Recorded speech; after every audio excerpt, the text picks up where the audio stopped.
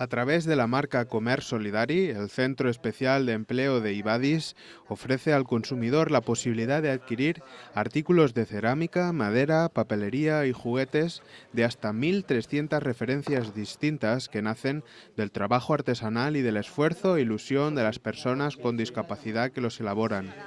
La directora general de Personas con Discapacidad y Dependencia, Pilar Collado, ha visitado las nuevas instalaciones de empleo que Ibadis tiene en el Centro Empresarial Destro de Paterna. En el acto se ha presentado el nuevo catálogo de tarjetas navideñas diseñadas por personas con discapacidad para esta campaña. Según Collado, con el diseño de las tarjetas y su difusión y comercialización, se potencia la creatividad y la autoestima de las personas con discapacidad que las realizan y además se avanza en su inserción laboral al ofrecerles la posibilidad de desempeñar un trabajo adecuado a sus capacidades y con salida en el mercado. El catálogo entero de productos que se pueden adquirir lo podemos consultar en la web www.ibadis.com.